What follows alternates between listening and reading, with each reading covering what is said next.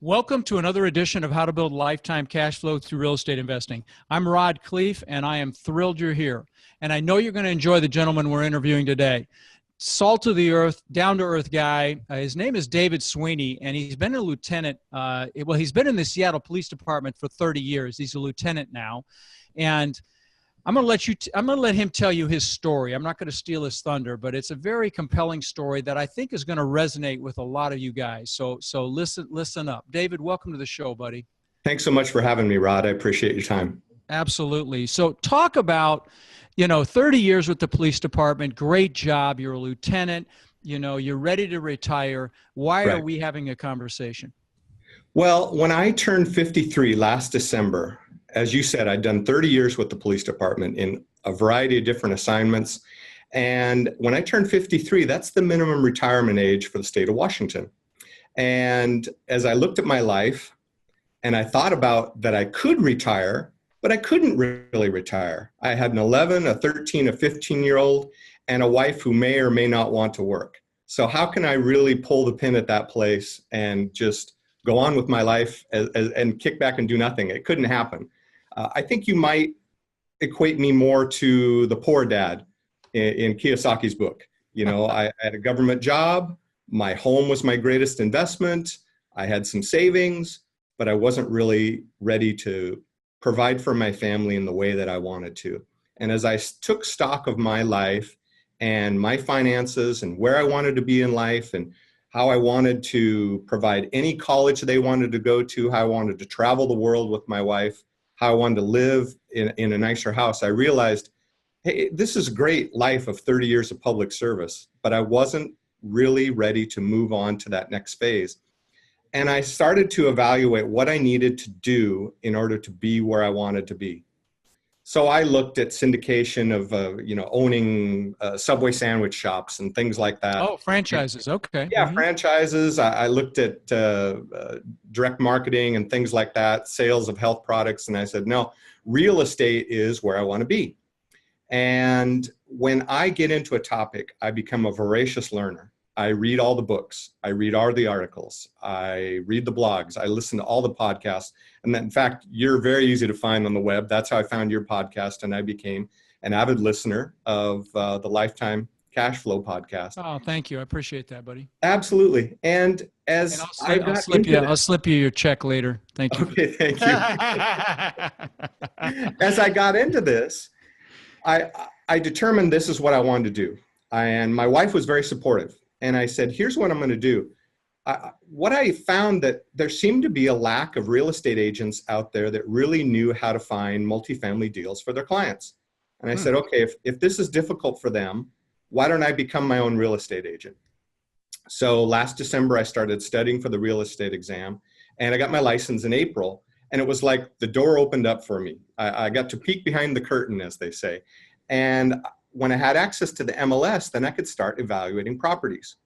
And of course, like most first-time investors, I started looking at duplexes and triplexes and fourplexes. But the numbers weren't exactly where I wanted to be. And I knew I didn't have enough cash to make a really large purchase. I could have bought a duplex or a triplex or something. Sure. And this is in the Seattle area? Here in the Seattle area or Western Washington. It's so hard to buy in Seattle. It's an insane market up there. It's crazy. So I was looking for cash flow and some appreciation, but most products in Seattle are not going to pay for your mortgage. Right. So as I continued to listen to podcasts and get more information, it seemed that apartment building is where I wanted to go. So I took a refinance out of my house and I took $380,000 out. And it just sat there in the bank, and it just sat there, and it just sat there, because I knew I had to be smart. This is my first purchase. It's my only purchase. I had to do it right. Sure. So I took some time, and this was a good news, bad news story. The bad news was in July of this year, I tore my patella tendon. I went off the diving board. I was at the swimming pool with my kids, and it pretty much laid me up for the whole summer. That's the bad news. The good news is I was laid up for the whole summer. What could I do but evaluate properties day after day after day? I probably evaluated 400 different properties. So finally, in August, I finally found my deal. And it really excited me. I was so jazzed to find this property. So do you want me to tell you about it? Absolutely, but I want to flag a couple of things, Sure. guys. He's already given you a couple of great tips. The first one is evaluate deals like crazy. Now, he was Yeah. forced to because he was laid up, but you've got to force yourselves to. Okay, repetition is the mother of skill. You need to evaluate as many deals as you possibly can, because, correct me if I'm wrong, David, it got to a point where it was probably much quicker and much easier for you to discard ones that didn't make any sense and hone in on the ones that had a chance. I'm sure Absolutely. you speed it up. Okay, and so, guys, Absolutely. that's what this business takes, is repetition, and you need to be evaluating tons of deals. Okay, go ahead. Let's talk about your deal. Okay, so I found in a little town in Western Washington, it's along I-5, it's called Centralia, and it lives up to its name. It's centrally located between Portland and Seattle. So this is not the hottest market in Washington. It's definitely not Seattle, Tacoma, Everett area, but it's about 120 miles south of Seattle, and it was a great community. So I liked it. It reminded me of where I grew up. So, and as I went and visited the property and looked at it and evaluated it, I thought, do I want to live here? Would I want to live in this area? That was really important to me, to find a property that would be similar to something that I might live in if I were an apartment renter. Okay. So the deal was listed. It's an interesting deal. It was listed for 1.325 million. Hey, can I stop you again? And I apologize, but I want to flag things as you say them because I think they'll add value to the listeners. The first one is, you said it's 120 miles south of you, so a couple hour drive, maybe an hour 40, hour 30-minute drive, correct? Right. Okay. Guys, Yes. Your backyard is 2 hours in a circle around you. So this is absolutely a good distance, yet, because you can go there in the morning, you could do what you need to do and still make it back in time for dinner or a little after dinner. So guys, when I say the 4 areas that you should consider first, and the first is your backyard, I'm talking about a 2 hour circle around you. And then the other 3 areas to consider, let me throw them in there while I'm on it, is somewhere you grew up or you know very well. The third choice would be somewhere you have boots on the ground or you have family that can help you with the property. And then fourth choice would be somewhere you want to retire or you really enjoy visiting. So, okay, so that was point number 1, 120 miles away. Right. Point number 2, you mentioned, would I like to live there, which is a high bar. I want to tell you that. And so, I want to tell, my listeners, that is a great way to go, and you're going to find a very nice property when you set the bar that high. My framework, and I don't want to take anything away from your framework. My framework is it's got to be clean, safe, and comfortable. Yes. And would I want to live there? Maybe, maybe not. So let me just interject my opinion on top of yours, if you don't. No, that's fine. Okay. Because as a police officer, I'm not gonna live in a war zone. Right. I need to have a nice, safe community. Right. There needs to be nice streets, nice houses, a nice apartment building like this. It's a grand old apartment building. It's built in 1920. Wow. Wow, that's an old one. Okay. It is an old one, but it's brick and it's solid, and it was a great buy. And here's why. Okay. It came with 3 tax parcels, all in one deal. So there's a 24-unit apartment building, a 15-unit storage building, a single-family residence, and a parking lot. So kind of on 3 tax parcels. So I kind of like that idea. It was listed at 1.325 million. And that's what's kind of fun being my own real estate agent, because I can do my own negotiations.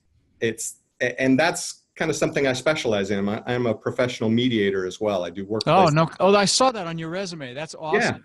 Yeah. So I could use some of those skills in negotiating my deal. Sure. So I offered 1.1 million, and I asked them to pay 1% of the closing costs. And I'd also get my real estate commission on top of that. So they countered at 1.14. And apparently there was another bidder, but I wrote them a nice little love letter and explained how I was a Seattle police officer. I've been on for 30 years and I love their community. All the things I told you, Rod. I love the community, the neighborhood, the building. And even though the other offer was more, they trusted me more. And they wanted to do the deal. I want you to stop there again. You're giving us such fantastic nuggets here. Guys, in this highly competitive marketplace, Doing what he did will set you apart. Writing a letter, telling them why you like the property, why you like the area, who you are. For example, I've got a little website. When I do a mailer, you guys can check it out, thecleefs.com. On that website, it's got a picture of my wife and I, and we want to buy property. And I was at the Cleef Family. It might be thecleeffamily.com. Actually, I think it's both of them, actually. One's for apartments, one's for mobile home parks. But again, that sets you apart. Let them see who you are, and Right.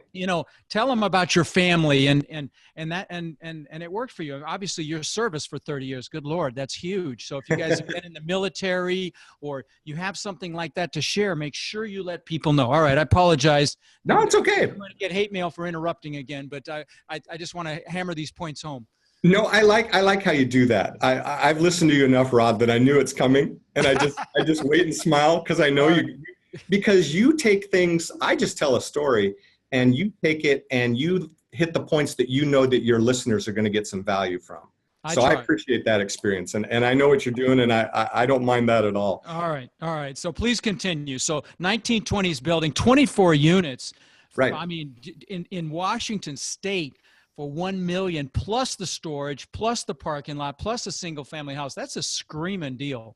I thought it was. I was really happy. Little I know. Yeah, that's a screaming deal. Now, what condition was it in? So I took my inspector through, and I was really happy with my inspector. He had looked at some other properties for me that I didn't end up buying, some smaller properties. And so I said, hey, I got an apartment building. Let's do the inspection. So it's really important, obviously, to go with your inspector.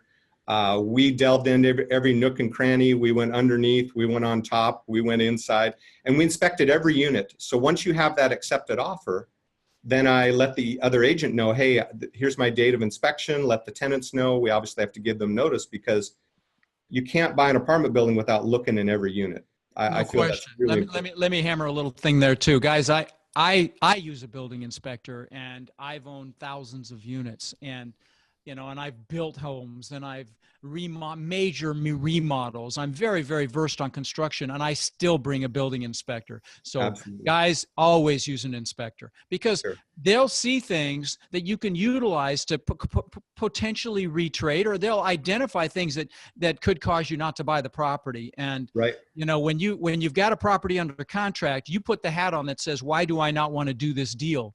And it's a mindset shift. And an inspector will help with that mandatory mindset shift so you don't make a mistake.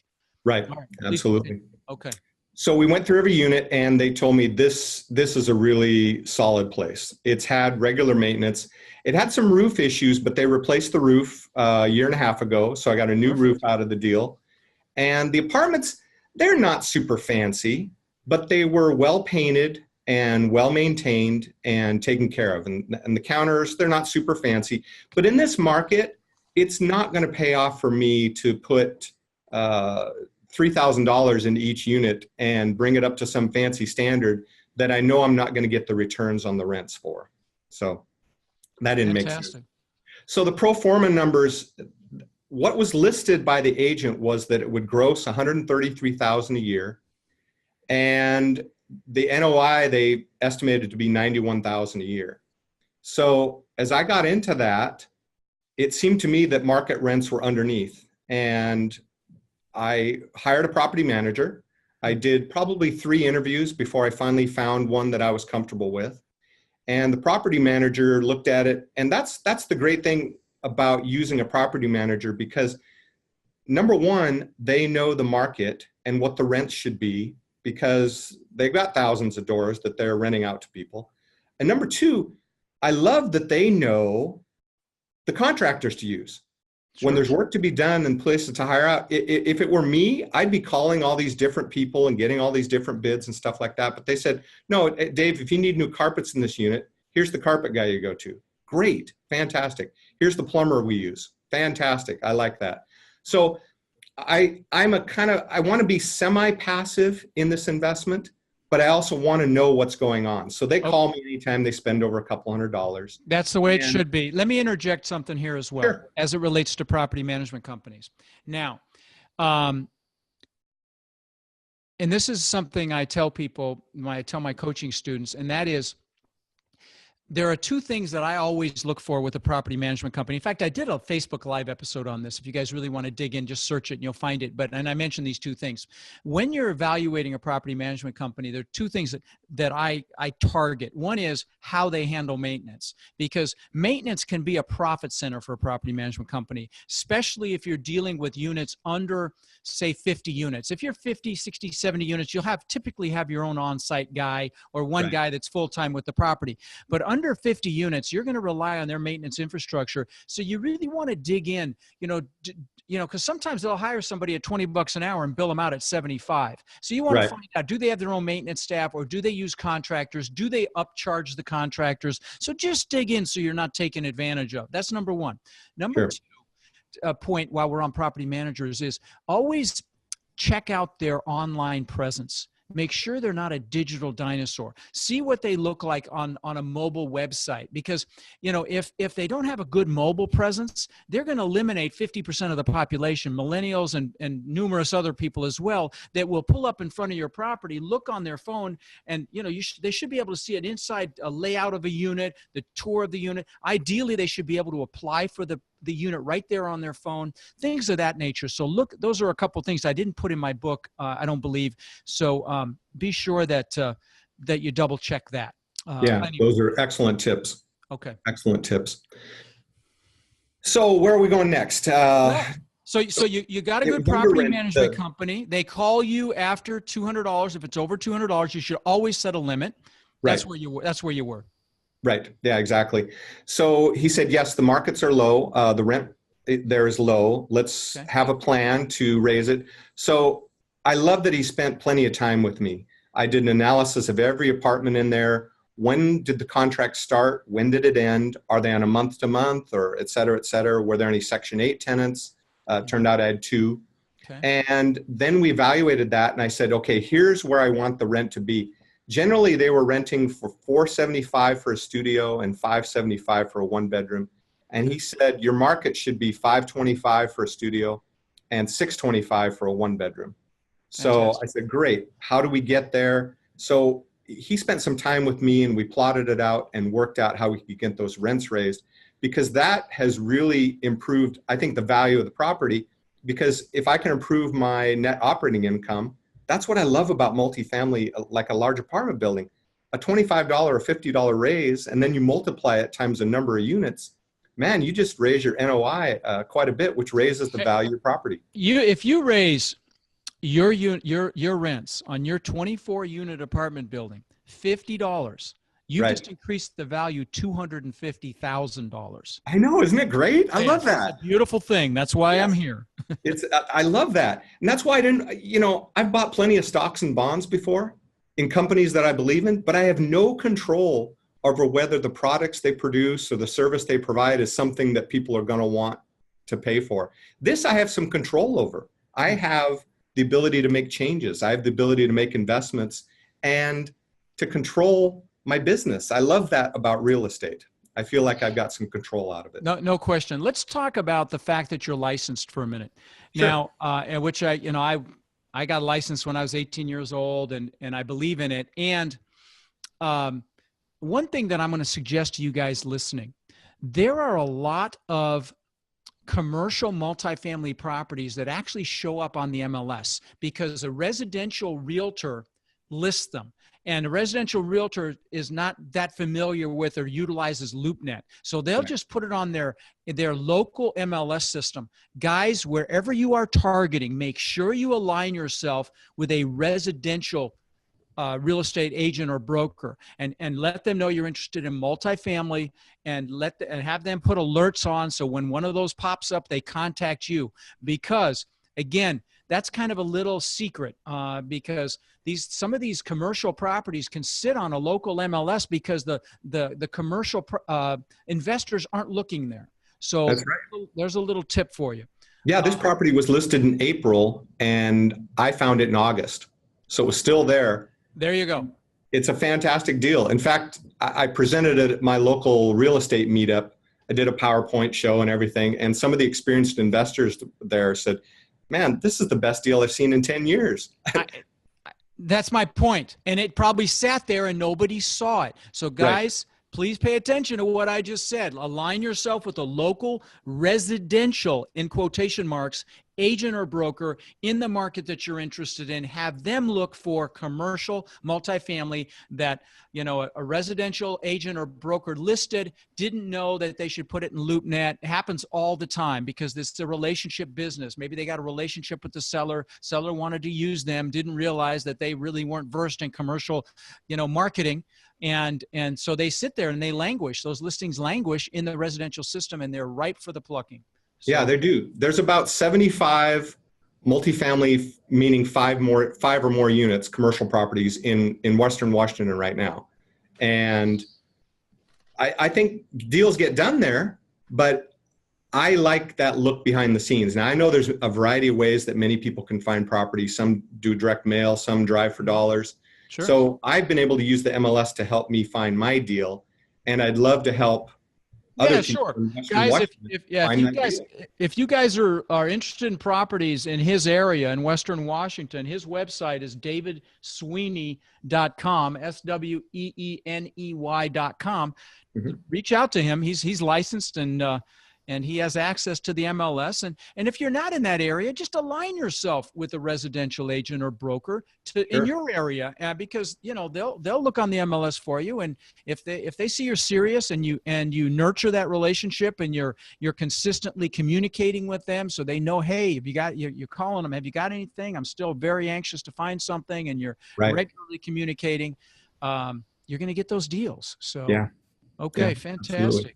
So let's talk about your psychology. What's motivating you right now? Tell me about that. I think what really motivates me is I want a few things. One, I want my kids, again, they're 11, 13, and 15. I want them to be able to go to college anywhere that they can get into, anywhere in the United States. Well, frankly, the world, you know, but most likely the United States. I want them to be able to go to college wherever they want and come out with zero college loans. I want them to get started right. And I've listened to enough people out there in the marketplace. When they become of age, when they're old enough, I want to help them get started in real estate. So that's nice. That's great. I love where your heart's set. Yeah, if they want a house hack and kind of get them started in the business that way, I can help buy them their first duplex or triplex or something like that. And they can rent it out to maybe another college student. So they get it, again, to get them out of the mindset that, not that I did do it wrong. I didn't do anything wrong by having a 30-year career, but I look at, you know, could I have done something different earlier in my life? Could have started earlier. Now. Yeah. You know, and then my wife, you know, she's got a great job. She's an attorney, but does she want to work? I'm not sure. She's really has a heart of service. She really likes to help others. Maybe there's something that will provide her more value in her life, and maybe it becomes optional as to whether she wants to work or not. And then again, as the kids move into college years, they're 11, 13, and 15, as they move on, she and I love to travel. I want to live in different places in the world. I want to go to a place and I just want to live there for a year and experience that culture. France or Spain or South America, or maybe even different parts of the United States, who knows? But I want to see more of the world. So as I looked at these things, I said, okay, here's what I want. How do I get there? That's my motivation. I really want to help my family. I want to help my kids get started right in life. I don't want them to be behind the 8 ball. I want to give them every advantage that I can give them. I love them so much, and that's what I owe to them. And my dear sweet wife, who's been so supportive of this, you know, she was looking at that money just sitting there in the bank, and it just sat there and just sat there. I said, sweetie, don't worry. I will find the right property. And when I know it, I'm going to buy it. It's going to be great. So she was just looking at the money in the bank instead of the fact that you borrowed that money that went in the bank. I mean, it raised our payment a little bit, but not so much that it became unwieldy. Okay. So, you know, that's one way. I know that not all your listeners can do that, but that worked for me.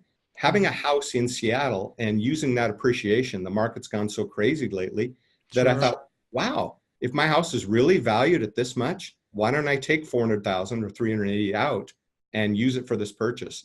So that's part of my motivation. Use that what I've been blessed with in order to give back to my family. And then, you know, my wife and I have plans of giving back to our church and some of the things that we believe in as far as, charity work and things too. So Oh, that that's awesome. I said, if we do this, we can make a big difference. Some of the things that we believe in.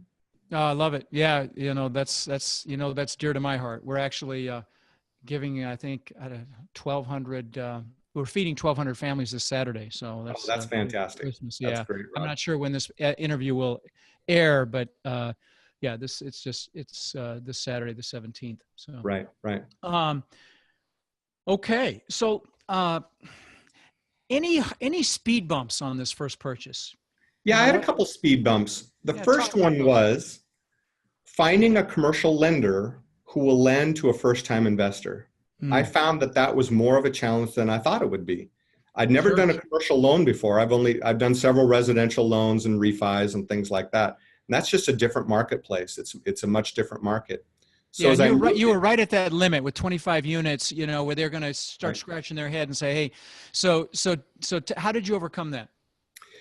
Well, it just became a matter of getting on the phone and calling everyone I could until I found a bank that said, yes, Okay. we will move with you on this. And that was kind of nice. Well, let me go back to the challenge, then the value that I got out of that as well. The challenge in finding those banks, I had to get through a lot of no's. And I had 5 years as a property manager in college. I managed an apartment building Oh, for, yeah, that's great help. Okay, yeah. sure. So I added that. I added that I had my real estate license. Of course, I couldn't claim years and years of experience. But when I put those two things together, I finally found a regional bank that said, okay, yes, we will work with you on a deal. And the blessing of that was that I had a second set of eyes looking at this deal. They're not going to finance something that's not a moneymaker. And they're not Sure. going to finance for a poorly maintained property. They're not going to finance a war zone. So Right. when I bring them a nice, clean property, it's older, yes, but when I bring them a nice, clean property that has a good profit margin in it, and I evaluate that with them, and they said, yes, this looks great. They provide me a letter of financing. We intend to finance Mr. Sweeney at this amount. My loan amount turned out Yeah, to be, it's called a loan commitment letter. Mm-hmm. yeah, exactly. Turned out to be about 800 grand on the loan. Mm-hmm. And that helped with the negotiation as well. So they could say, Sure. yes, we've looked Oh, at so this. you got that in advance of the Yes, offer. Oh, good for you. That's a yes, smart way to do it because you'd been looking at this place for a while. that's Okay. right. Sometimes Yeah, you don't have that time luxury, but that's that's right. fantastic. By So the way, that guys, was one challenge. And again, I'd heard from hold enough on one people. second. Let me Oh, go interject ahead, something Ron. on that particular challenge. Guys, sometimes you can supplement that challenge with a property management company.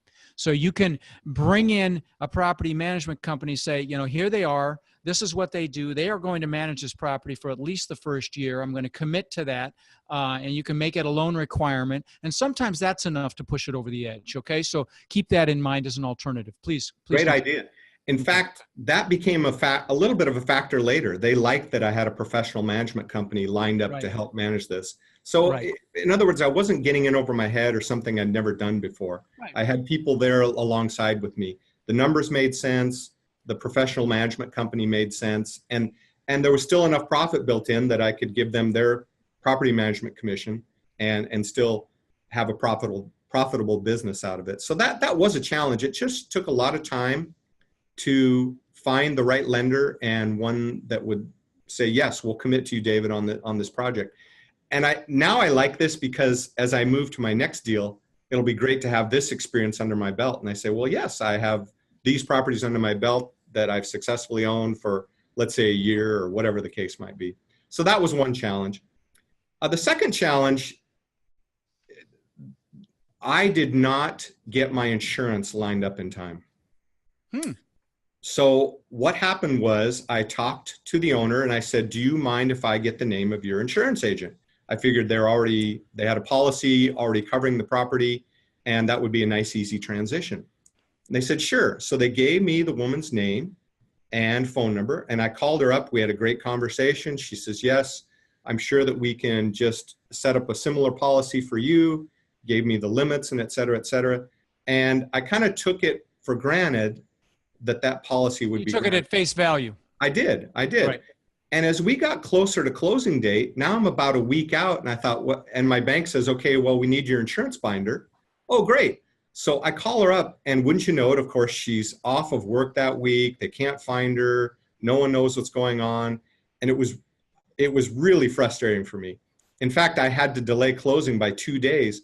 I still went with their company, but I had to get new people involved that had never seen the building before, that didn't know anything about my prior, again, it was just a verbal phone commitment. Sure. But they didn't know anything about that. And now I'm having to call, I was dialing for anyone else that would insure this property. So now I'm getting bids all across the board, and that pretty much took up my last week of closing, is just trying to get this insurance ready. And so that would be my value add for your listeners. No, that's really good. And you know, it's really important that you have a closing checklist and a due diligence checklist. And by the way, I've got a live event coming up in LA, April 5th, 6th, and 7th. We'll be announcing it. Well, I just announced it. This is the first time I've mentioned it in LA. And that's one of the things that we provide is a closing checklist, and of course, probably the most comprehensive due diligence checklist on the market. But another thing that I want to mention that you know, if you want to connect with David, I'm going to suggest, David, that you get on the community, our Facebook group. We've got like 4,600 people on there. It's only been around for 2 months. And those of you listening, go to multifamilycommunity.com. And it's a direct link to the Facebook group, Multifamily. And there are groups connecting all over the country. In fact, I was in LA picking the hotel for this live event, and I met with 5 guys that met on that site, and they've already started a meetup group, and I think they just had their first real meeting a couple of days ago. So it's a great resource for all of you listening around the country to connect with other investors and like-minded people, and share notes and learn from each other and make connections and meet great guys like David here. So I highly recommend that you do that. I know that Dave is going to go there because he said he would earlier. And I absolutely will. And I'm glad you brought that up, because I was not aware of that. So I'm going to check that out immediately. Oh, it's a great resource. And you know, we don't allow any promotion, and we get them that they try to promote, and we delete them right away and block them. But it's mostly just people connecting and asking questions and really developing their own groups around the country. There's so much strength and power in having a few people you can bounce things off of, because this is, you know, it's a scary thing for some people to spend $500,000 or $1 million or even more. And it really is a team sport. Commercial real estate is a team sport. Absolutely. And so, you know, you sometimes you have to find the experience like you almost needed with your deal. Sometimes you have to find the net worth or the income, liquidity, and just a great way to connect with other people. So I highly recommend you guys do that. So any last little bit of advice you want to share with my listeners? I would say, what would you tell them? Somebody that hasn't taken action yet. That's always a question I love to hear the answer to. Sure. I've listened to enough people that were in the case like I am, that when you get your mind set on something, don't take no for an answer. Always push ahead. There is someone who will say yes to you. Now, it doesn't mean that you can buy 180 units with no money in the bank and no experience. That's not going to happen. Okay. Right. But everyone's career has to start somewhere. Now, for some people, maybe a duplex or triplex investment is the great way to get started for them. And then they move up to apartment buildings.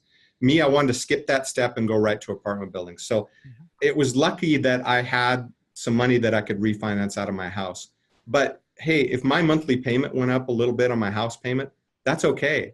The monthly rent checks are more than covering that. They cover the mortgage on the apartment. I'm letting someone else pay for that apartment building. I love that. Right. And it still covers the increase in mortgage on my house. So it's just a fantastic deal. So I think if for your listeners, someone that wants to get started in this, they really have to just set their mind and say, this is what I'm going to do. And I'm not going to take no for an answer. They have to commit. They have to absolutely. Commit. In fact, that's funny. I'm doing a driving force episode on the power of total commitment. And you know what? I'm going to make sure it goes hand in hand with your episode. So that I love your driving force episodes. Oh, thank you. Because things like that get people motivated. Right. And that's sometimes what they need to do. If they're listening to podcasts and they're not evaluating deals, nothing's going to happen. Take a first step. If the first step is listening to a podcast, great. Then you need to take action. Whether you're calling friends and neighbors, hey, anyone know any properties for sale? Whether you're driving for dollars, whether you're getting on the MLS, whether you're contacting a real estate broker, whether you're evaluating your own properties, whether you're going to LoopNet or Windermere, Zillow, or any of the websites, whatever you're doing. Take action. You're doing something. You're doing something. Action. Yes, sir. Absolutely. That's it. Great advice, and my if you're friend. doing a little bit more today than you were yesterday, you've made progress.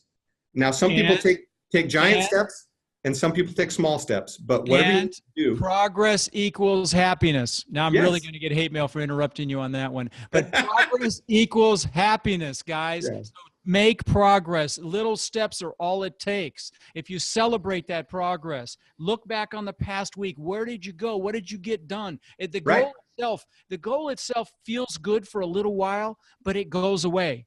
Yes. The sustained happiness comes from progress. And So maybe keep a log. Keep a log. If you've done something, what did you do today? What did you do tomorrow? What are you going to do next week and next month? Set those goals out, write them down, and follow that plan. If you're just listening to podcasts and just reading books, that's great. But at some point, education never stops. But at some point, action needs to start. So I would encourage your listeners to do whatever they need to do to take action. I've heard from enough people on podcasts that say, hey, I volunteer with maybe an organization in order to get next to people that had money and eventually tell them about deals. If you haven't done a deal, grab a deal that might work and say, hey, this is the type of product that I'm going to do. And here's something that might make money. And this might be profitable for you. Would you be interested in something like this in the future? So that's how you do it. That's how you do it. That's how you do it. Love it. Great advice, and taking action, fantastic advice, and celebrating your progress and making some progress, and not beating yourself up if you don't get to the home run. In your first week in evaluating deals, you just keep plugging away, and eventually it's going to come together like it did for you. How long, by the way, my last question, how long were you studying and looking for deals before you pulled the trigger on that? You said you looked at 400 of them. How long were you actually looking? Well, I got my license in April, and I'll bet from April through August, I evaluated 400 deals.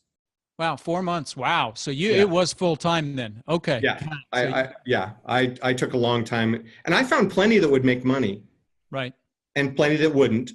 Right. But finally I found the deal that excited me, that had the profits that I was looking for and the ability to increase the value by making sure that expenses are low and rents are raised. And that's how I've increased value in this property. So it'll be exciting at some point. My bank has if I pay off my loan this year, it's a 5% penalty. Next year, it's a 4%, 3%, et cetera, through 5 years. So it'll be interesting what happens in 5 years. The mortgage stays the same, but the rents keep going up. So whether I do a 1031. What was your term? What's your amortization? 4.25. No, that's the rate. What was the length of the loan? The amortization? It's a 10-year balloon. Okay, 10-year. Good. Yeah. I recommend people do not do 5-year balloons right now, because you could be in the depth of the contraction. Exactly. So, okay, fantastic. Yeah. Thanks for being on the show, my friend. Absolutely, Rod. I enjoyed it. It was a lot of fun, and I know that you really add a lot of value to people today. So I really appreciate it. Thank you for your service. I'm planning on seeing you in April then. Awesome, brother. 5, 6, and 7, right? Yes, sir. 5th, 6th, and 7th. Hyatt by LAX. We just signed the contract, and and thank you for your service to the people of Seattle, my friend. Sure. They're lucky to have you. All right, brother. Well, listen, thank you. Take care, and we will talk again very soon. Sounds great, Rod. Thanks very much. All right, bye-bye. Bye-bye.